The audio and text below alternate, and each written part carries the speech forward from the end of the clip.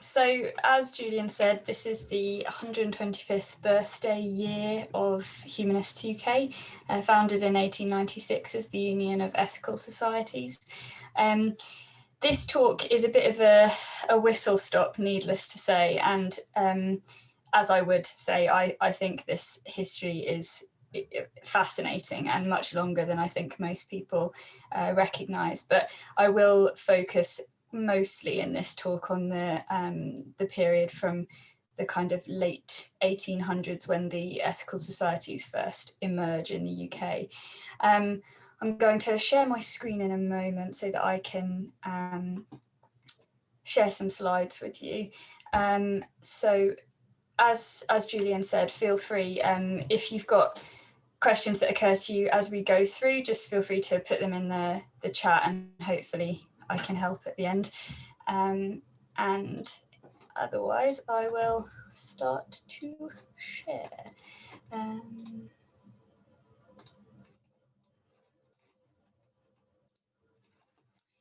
Okay, so I've called this talk Wellbeing and Well-Doing, which is borrowed from the first annual report of the first ethical society in the UK, the London Ethical Society, which was formed in 1886. And I think well-being and well-doing generally sums up quite well the focuses of humanism and the history of organised humanism, certainly in the UK, and with its origins outside of the UK as well. Obviously, well, we probably know, generally speaking, what we mean when we talk about the humanist philosophy and the humanist life stance. But that said, of course, there's vast amounts of variation in people's different understandings of terms and how they've been used over time. So as a general kind of basis for the way that I'll be talking about it in this, we're talking about a variety of ethical theory and practice, which is the important thing as well in this talk, characterised by a stress on rationality, free thought, moral action, rejection of theistic and supernatural explanations, in favour of secular and naturalistic views of humanity and the universe. Of course, when we talk about the heritage and the history of humanism, we're talking about something that is incredibly multi-stranded, multifaceted, a way of thinking and being in the world that has always existed, sometimes very bold and open, sometimes much more secretive, out of necessity. But it can be found in the philosophy of the ancient thinkers, the Epicurean tradition, for example, in the testimonies of heretics and those accused of blasphemy, in the classical rediscoveries of the Renaissance, and then the Enlightenment, and then the increasingly rational and evidence-based approach to thinking and being in the world and understanding things, and with skeptics and free thinkers throughout all of these periods. The rationalist and secularist movements gave organised and collective expression to ideas that had been held for much longer, and they became increasingly urgent and activist in the early part of the 19th century, when there was a heavy suppression of free thought and particularly free speech and freedom of the press. Later in that same century, positivism and the ethical societies emerged, placing mankind and the possibilities of human beings at the centre of their moral code. And out of that, the Union of Ethical Societies was born in 1896. As a very, again, whistle-stop tour through, when we're thinking about the direct lineage of these ideas in Britain and in the UK, we begin with Roman Britain, which was generally quite accepting of various systems of belief. And although religious ritual and religious rites were often quite tied in with state power and the kind of allegiance to the power structures and to your society, there was generally an acceptance of a kind of broad range of belief systems.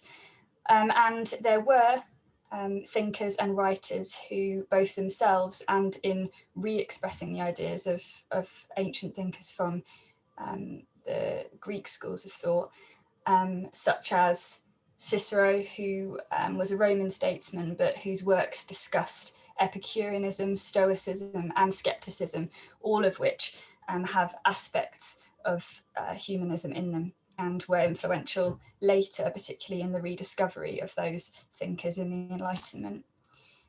Then we have a long period, many centuries of heavy suppression and Christian rule, which means that it's very difficult to express any kind of dissenting ideas, and dangerous as well. But nevertheless, we do have people doing so, including thinkers who were themselves religious, but nevertheless challenged things like the role of the Pope and the rule of the Pope.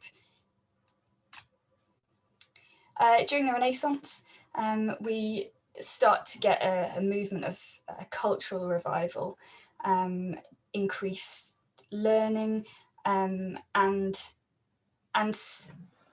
still suppression of free thought, but it becomes slightly easier perhaps to sneak in some of these more public expressions of doubt or disbelief.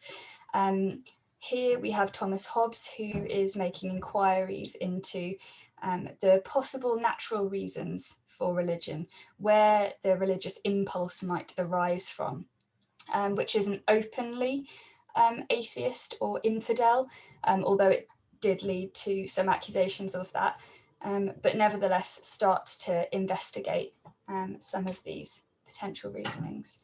During the Enlightenment, as I say, we get a real rediscovery of the classical thinkers that was also happening during the Renaissance period, and an increasing faith in human reason, belief in human rights, and increasing interaction with people from all over the world, which in turn increases understanding of different ways of being. It's still dangerous to express outright atheism or dissenting ideas in that sense, but nevertheless people like David Hume, cleverly couching it here in the form of a dialogue, can suggest alternatives or outsider views to the prevailing Christian ideologies.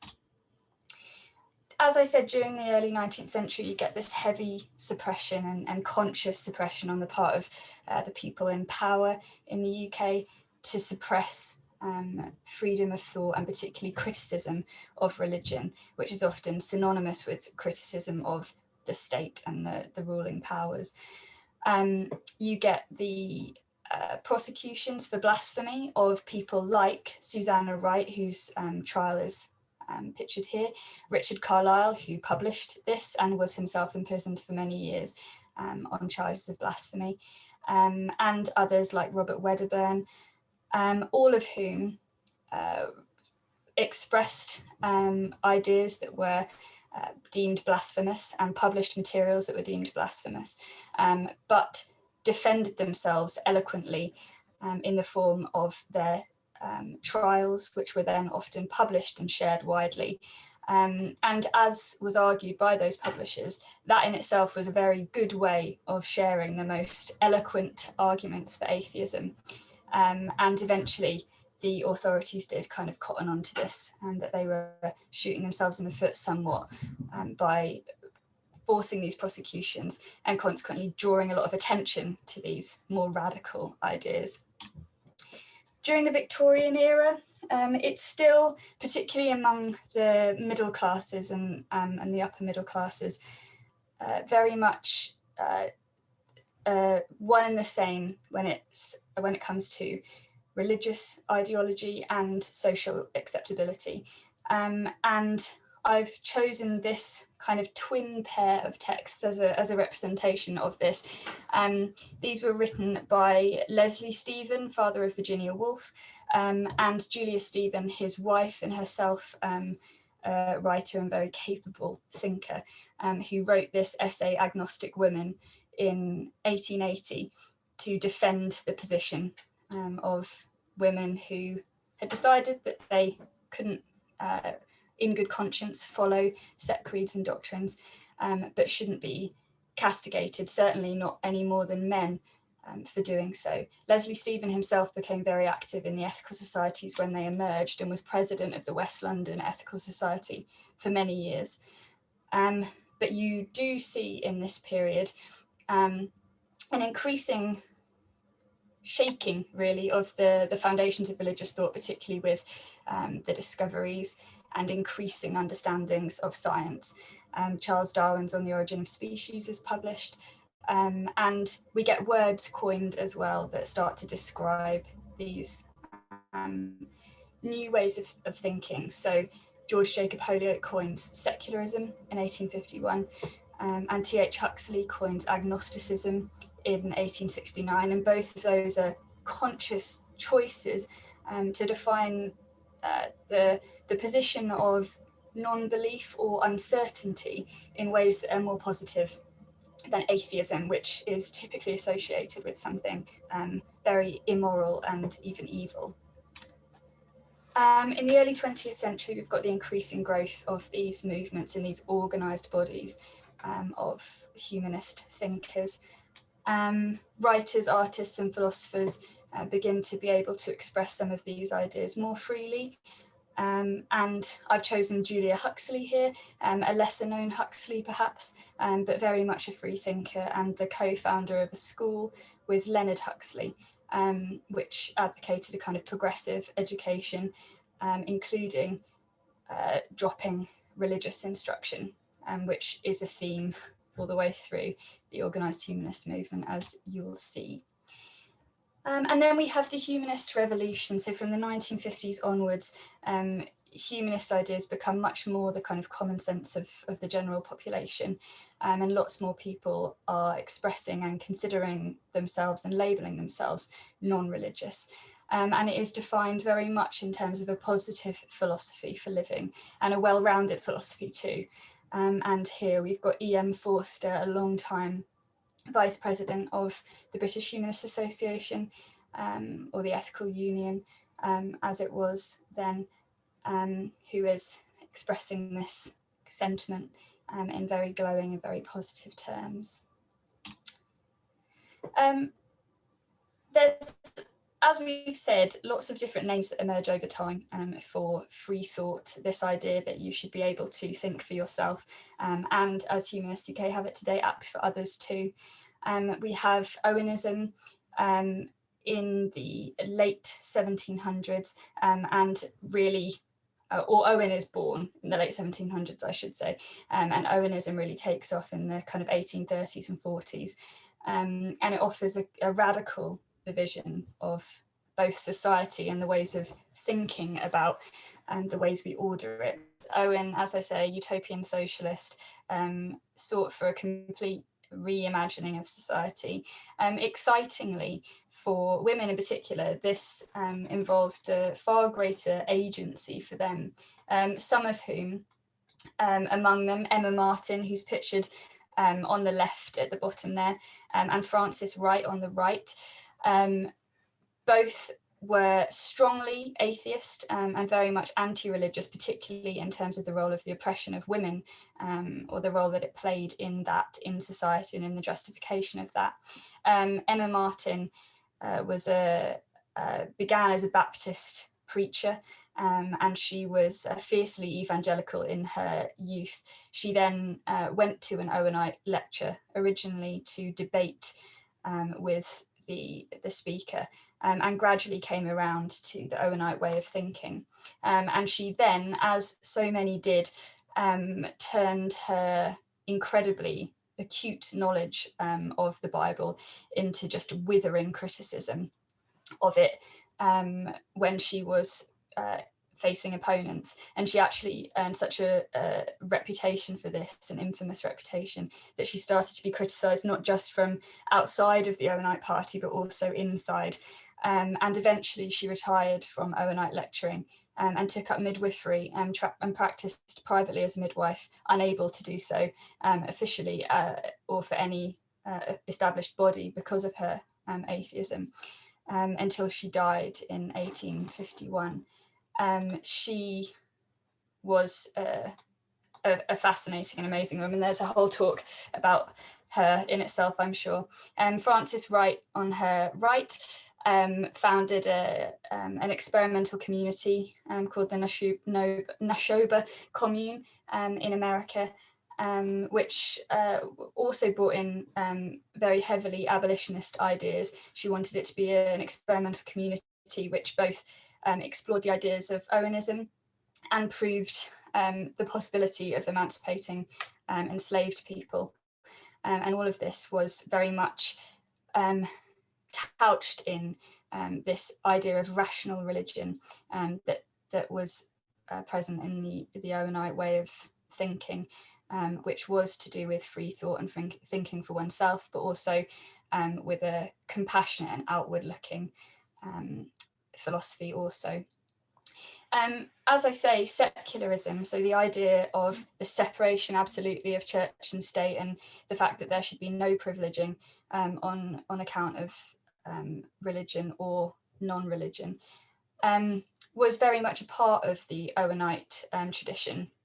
And when George Jacob Holyoake begins his career, he is in fact a speaker for the Owenite movement. George Jacob Holyoake coins the term secularist, as I said, in 1851, and it's consciously a positive alternative to atheism. Again, it's a well-rounded philosophy for living, which essentially, in the terms that George Jacob Holyoake describes it in, is very much humanism. Below him, I've got Hypatia Bradlaugh Bonner there. She was the daughter of Charles Bradlaugh, another very famous secularist, and she carried on very much his work, and also was a very prominent speaker within the movement, and a vice president of both the Ethical Union, which is the forerunner of Humanists UK, and the Rationalist Press Association. Positivism is an interesting one. Auguste Comte at the top here, very striking looking man, French philosopher, proposed this concept of a religion of humanity, which did away with gods and any ideas of the supernatural and focused instead on the achievements of mankind. This drew lots of admirers, among them Harriet Martineau, who's pictured below positivism. She translated Comte's positive philosophy in the 1850s and did much to promote it. And other adherents included people like George Eliot or Mary Ann Evans, and George Henry Lewis, her longtime partner. Progressively, positivism became quite ritualized, and many people, including T.H. Huxley famously, saw it as Catholicism minus Christianity. And there was lots of different rituals, and it was quite hierarchical too. But another alternative to that kind of religion of humanity arises with ethical culture, and it's the ethical culture movement that is the direct precursor of the humanist movement today and the organised humanist movement in the UK. This is Felix Adler. Felix Adler was the son of a rabbi, a very prominent rabbi, in fact, in New York.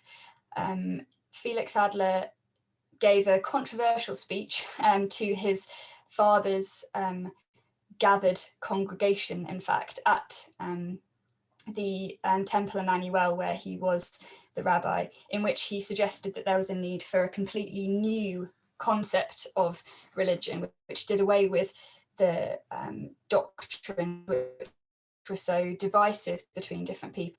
As I say, Felix Adler was very focused on creed, not deed, and he himself was a very active social reformer. He was involved in abolishing or working to abolish child labour, and he founded a school for ethical culture as well, which actually still exists today, as well as various other efforts to improve things, particularly for the poor in New York living around him.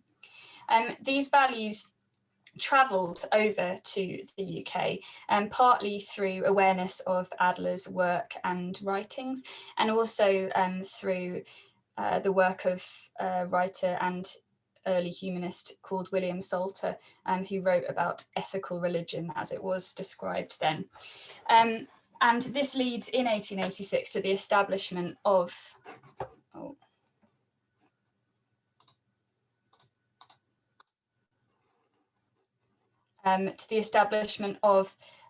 the London Ethical Society. This draws in part on this concept within the Victorian period, as I mentioned, of the shaking up, or the loss even, of traditional understandings of everything, of science, of the organisation of the world, and the London Ethical Society arise in part in recognition that if these things have been challenged, and these motives typically assigned for pursuing good works are removed, people might not know what to do with themselves. And as such, the ethical societies emerge as a way of bringing people together to live good lives. And this here is Sophie Bryant, who was a very active member of the London Ethical Society, and a pioneering educationist and mathematician herself. She was the first woman in England to receive a doctorate of science, and she was, as I say, very actively involved with the efforts of the London Ethical Society. They were particularly concerned with increasing education and access to adult education, and they founded the London School of Ethics and Social Philosophy in the late 1890s to help increase people's access, particularly working people's access to higher education and philosophy, and the discussion of philosophy and moral ideas in particular. Another early and important figure in the ethical societies was Zona Velance. This kind of echoes in many ways the ideas of the Owenites, that there should be a complete remodelling of society and our understanding of how we organise society, and our kind of moral life based on what we now understand of science. And so she called in particular for an increased role for women, and for increased freedom for women, in acknowledgement of the fact that they weren't in fact created from Adam's rib, and the typical hierarchies that came from biblical understandings of the world and of the sexes were no longer appropriate. And in 1896, as I say, we get the Union of Ethical Societies, which very originally is just made up of the 4 London ethical societies, all of which grew up from the late 1880s and the early 1890s. These are all about the development of good character and the promotion of right conduct on a purely human basis. And they really exist as a kind of place to introduce and discuss ideas, to effect social change as well, and to cooperate and achieve their shared aims as a federated group of societies. Although all 4 of these were in London, they were all different in their focus. They shared this notion of morality as rooted in human beings as opposed to anything divine or supernatural, but they did so in different ways, and they were comprised of different people and different kinds of people. The South London Society were particularly proud of their democratic sociability, and this idea that everybody in the society was part of its operation, and it was a living organism. The first secretary of South London Ethical Society was Florence Law, who was the daughter of Harriet Law, who had been a very prominent secularist speaker. So we see a kind of direct train coming through of between the secularist tradition and the ethical or ethicist tradition. The East London Ethical Society featured open air lectures in Victoria Park during the summer, and they had a Sunday school, a secular Sunday school, an ethical club, they had excursions, and they had a largely working class membership base. Pictured here is Gustav Spiller, who was a very active member of not just the East London Ethical Society, but the ethical movement as a whole. He was also very prominent on an international level, and a key organiser of two major events in the early 1900s, the first Universal Races Congress and the first International Moral Education Congress, both of which brought different people from ethical societies across the world together to discuss issues that were central to the early humanist movement.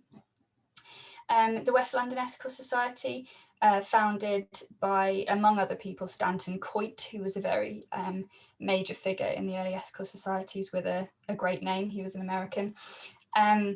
They were among their kind of early group based in Kensington, were all sorts of people. They had suffragists, composers.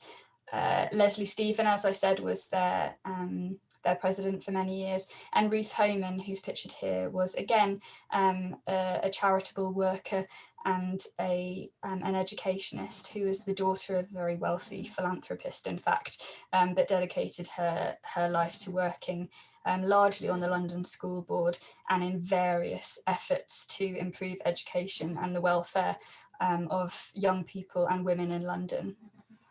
And the North London Ethical Society, I really just like their kind of tagline, which is to keep the attention of men and women, concentrated upon the conditions of our present existence with a view to reforming them, which really speaks to the whole aim of the ethical societies as a whole.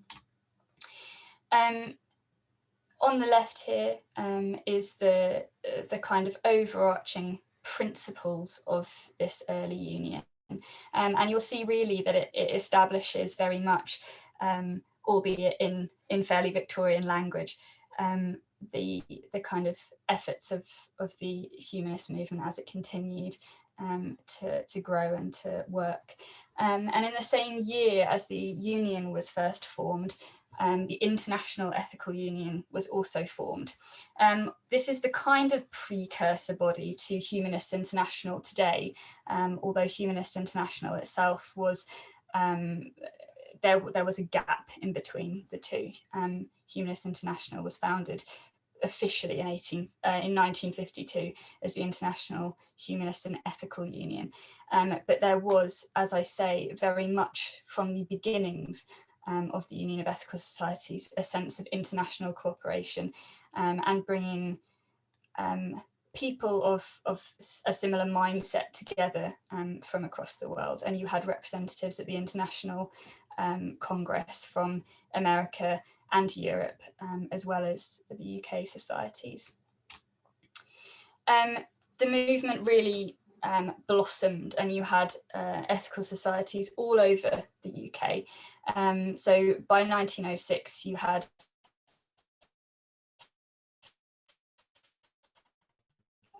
(42) of the union's existence, many more, over 70, although they weren't all affiliated with the union, but they nevertheless pursued the same aims that were represented by the Union of Ethical Societies. Their kind of key focuses are pretty well laid out in this collection of essays produced by the Society in 1900 called Ethical Democracy. They were very much focused on democracy, internationalism, industrialism, and whether that was ethical or not. There was lots of crossover with the early labour movement and trade unionism. The family and the home, the rights of women, moral instruction of children. So that's still present now in humanism in terms of the role of religion or lack thereof in schools, and in education, literature, the arts, and again, democracy there at the bottom. You'll notice that the third essay on that list is by James Ramsey Mcdonald, who was a very active member, in fact, of the early ethical societies, overseeing a few annual congresses. In terms of the internationalism I mentioned, there was the first International Moral Education Congress, of which there were more. There was the first Universal Races Congress, which took place in 1911 and sought to bring delegates from across the world, over 50 countries, together in London to discuss problems of race relations, essentially, and international cooperation. The very famous American scholar and Pan-Africanist W.E.B. Du Bois was there and spoke very highly of it for the rest of his life in terms of the potential that it represented for international cooperation. But unfortunately, it was the first and last Universal Races Congress, interrupted by the First World War, and never assembled again. In those early years of the 1900s, you had a strong crossover with the ethical movement and the suffrage movement. And there were a huge number of members, including very prominent members of the ethical societies who were actively involved in efforts to gain the vote for women. This is a kind of, probably quite startling, depending on the size of your screen, collage of different materials relating to this. Two badges on here, one of the Men's League for Women's Suffrage, which was founded by two prominent members of the ethical societies, Lawrence Houseman and Henry Noel Brailsford. There's also the Votes for Women badge, which was made by Ernestine Mills, who was a member of the ethical societies and an enamellist. This arrested poster features Lily Boileau, who was a very prominent and active member of the societies and a founding member of the Women's Freedom League, which was a breakaway group from the WSPU, which became increasingly autocratic in its leadership. And lots of the founding members of the Women's Freedom League were free thinkers, including Lily Boileau, of course. Also pictured here is Beatrice Sanders, who is being arrested, or indeed rearrested. She and her husband, William Sanders, were both long-time members of the ethical societies, and he was a Labour politician, and she was a very active suffragist, as you can see. On the right is a glorious attempt by Zona Velance, who died tragically in 1904, to leave her money for the promotion of the cause of all women's political, professional and financial equality with men, which unfortunately was deemed invalid for being too ambiguous and fought over by too many different societies. Essentially, and I'm wrapping up now, I promise, there are precursors in the early work and the work throughout the 1900s of the work of Humanists UK today in everything. So more or less every aspect of what Humanists UK does today has a long tradition in the kind of historical movement. This includes ceremonies, most centrally. There's a very long history, and this, in fact, this particular example predates the ethical societies entirely, but was an Owenite ceremony, which has much in common with the later ethical society ceremonies. This is the naming of Mazzini Truelove, who was the son, the infant son of Edward Truelove, a radical publisher.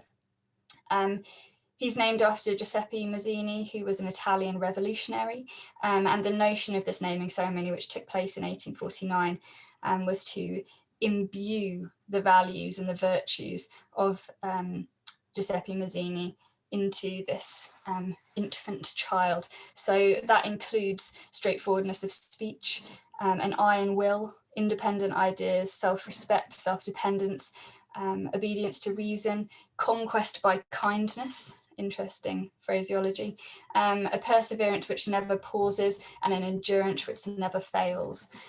And there is this idea that comes through all the time of the adapting of rituals to reflect and to fit the beliefs of those who perform them and those who are part of them. This continues into the ethical societies with the kind of beginnings of humanist funerals. Here's some examples from first the 1880s and later the funeral of Adela Coit, who was Stanton Coit's wife in 1932.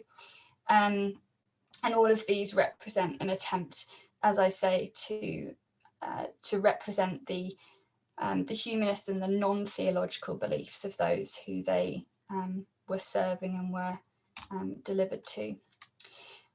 They had this glorious concept also of letting the stream of their new ideas flow in new musical channels. And this included creating secular hymn books for use in their services and their meetings. Often these included poems and pieces of prose set to music.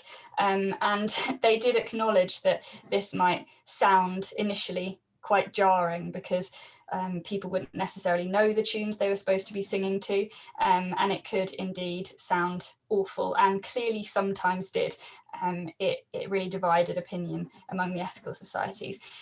But here are some examples of some of the songs that they wrote, or the compositions that they sung, which were designed to celebrate life and to represent this new way of thinking.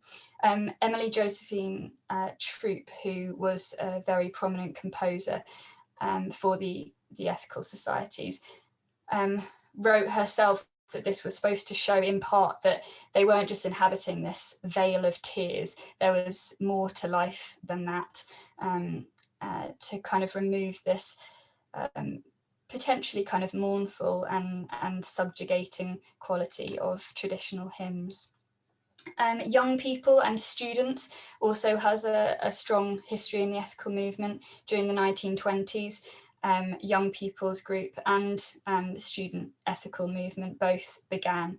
And interestingly, figures from these went on often to become very prominent in the movement as it progressed, including as it became the Ethical Union, which it did in 1920, and later the British Humanist Association in the 1960s. Alexander Dawn, who was one of the founders of the student ethical movement, and Virginia Coit, who becomes Virginia Fleming, both continued their humanist activism and involvement for many, many years as the movement continued on. A personal favourite of mine is the history of LGBT humanists. Again, as you might imagine, there's a long history of free thinkers and humanists taking a rational, compassionate and inclusive approach to LGBT rights. The British Society for the Study of Sex Psychology, catchy name, but they were founded to take a rational look at issues of sex, particularly where the laws were concerned. And as you would imagine, lots of free thinkers and humanists were part of this, including as founding members. Over the years, speakers to the BSSP included E.M. Forster, Stella Brown, and lots of figures who were prominent in the humanist movement. In the 1970s, we get the official formation of the LGBT humanists. They come up with the newspaper Gay News, which published a poem by James Kirkup, which was an erotic poem about the crucifixion of Christ, which, needless to say, didn't go down well with figures, notably Mary Whitehouse, who led the campaign to get them prosecuted for blasphemous libel and succeeded, the first successful prosecution of its kind for half a century. She, in the negative public response she received for this, blamed it on the intellectual homosexual humanist lobby, which didn't at that point exist, but the founding members of the gay humanist group were quick to bring the group into being in response, and they were formed in 1979 in Brighton, actually, at the Campaign for Homosexual Equality conference, and they remain active today as LGBT humanists and have always championed LGBT rights from a humanist perspective, including challenging things like Section 28 and all sorts of other awful limitations on rights and liberty. They also, for many years, provided gay ceremonies, including through the Pink Triangle Trust. And indeed, humanists were pioneering in offering ceremonies for same-sex couples and other ceremonies too, like trans naming ceremonies, which is something to be proud of, certainly. Very last slide is Humanists at Help. I just personally really love that particular phrase, which came out of the 1960s and the idea of humanist counselling. But again, this existed for a long, long time. During World War I, humanists were called on to visit conscientious objectors in Wandsworth Prison, and Harry Snell, pictured in the bottom left here, who was a long-time member of the Ethical Societies, including as president, visited them and took with him the book compiled by Stanton Coit called The Message of Man, which gathered together various inspirational texts, which it was hoped would provide strength to the men imprisoned for conscientious objection, which is often associated with a kind of religious objection, but lots of conscientious objectors objected on grounds of conscience and led by non-religious values and humanist ideals. Later on, there was a very conscious formation within the humanist movement of the offering of pastoral support in prisons and in hospitals. There was an active recognition from as early as the 1960s that there was a bias against the non-religious in terms of the support that could be offered to them in prisons in particular, where they would have to sacrifice other visiting times in order to have people visit who were representative of a non-religious standpoint, unlike the provision of chaplains. And so that developed progressively into the non-religious pastoral support network as it is today within Humanists UK. And Harold Blackham, who was the executive director during the 1960s and was a co-founder of the British Society for Counselling, which is now for Counselling and Psychotherapy, was incredibly active in pushing this forward. And he believed, as he states in this letter to the American humanist leader at the time, that it could be one of the most important ways of the humanist movement providing active service to the wider community.